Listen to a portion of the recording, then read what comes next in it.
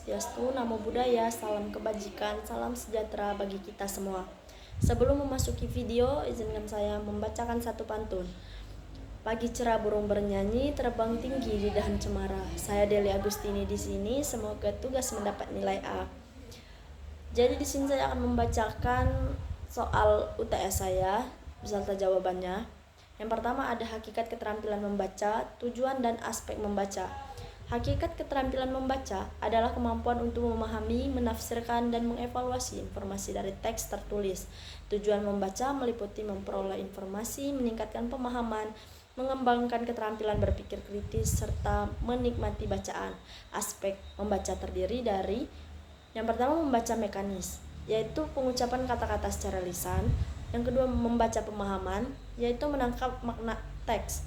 Yang ketiga membaca kritis, yaitu menganalisis isi teks. Yang keempat membaca kreatif, yaitu mengembangkan ide berdasarkan teks. Selanjutnya soal kedua ada perbedaan membaca intensif dan membaca ekstensif.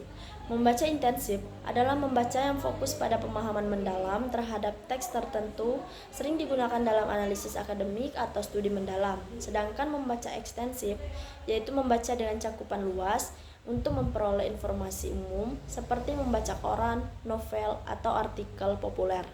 Soal yang ketiga ada hakikat dan manfaat skemata dalam membaca. Hakikat skemata adalah struktur pengetahuan yang sudah dimiliki pembaca yang membantu dalam memahami teks baru.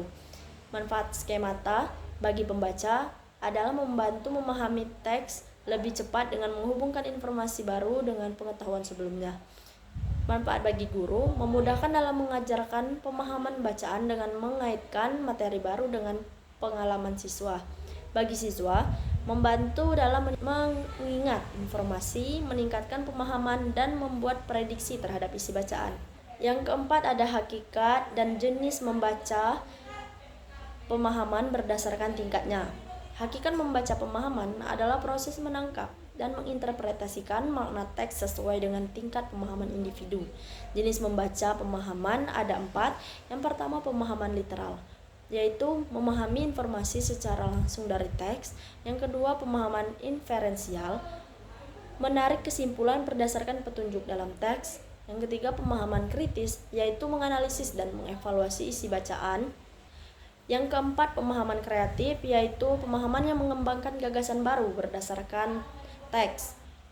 Soal yang kelima ada hakikat, tujuan, teknik, dan langkah membaca kritis. Pengertian hakikat membaca kritis adalah kemampuan menganalisis, mengevaluasi, dan memberikan penilaian terhadap teks. Tujuan dari membaca kritis, yang pertama memahami isi teks secara mendalam. Yang kedua mengidentifikasi bias atau ketidaktepatan informasi. Yang ketiga mengembangkan pemikiran logis dan analisis. Teknik membaca kritis, yang pertama mengajukan pertanyaan terhadap teks, yang kedua menghubungkan dengan pengalaman dan pengetahuan sebelumnya, yang ketiga menganalisis argumen dan bukti yang diberikan dalam teks.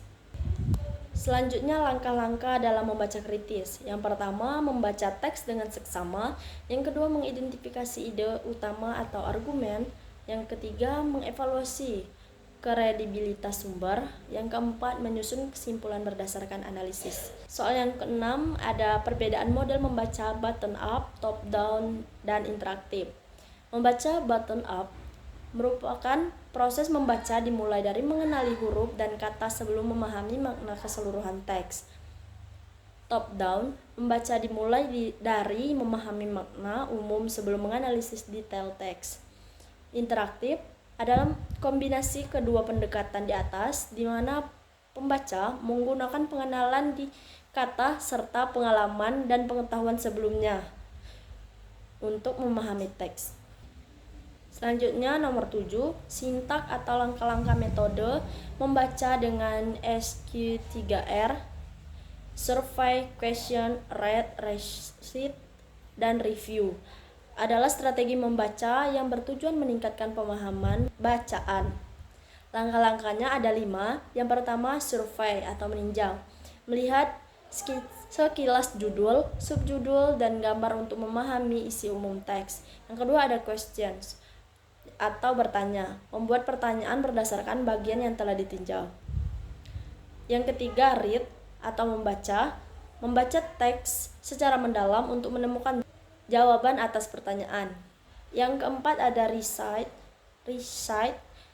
yaitu atau menyatakan ulang, yaitu mengulang informasi utama dengan kata-kata sendiri. Yang kelima ada review atau meninjau ulang, mengulang kembali materi untuk memastikan pemahaman.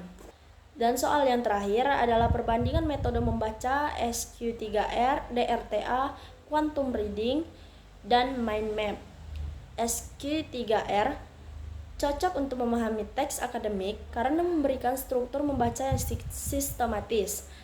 DRTA, Direct Reading Thinking Activity, fokus pada membaca aktif dengan membuat prediksi sebelum membaca, cocok untuk memahami teks fiksi atau narasi.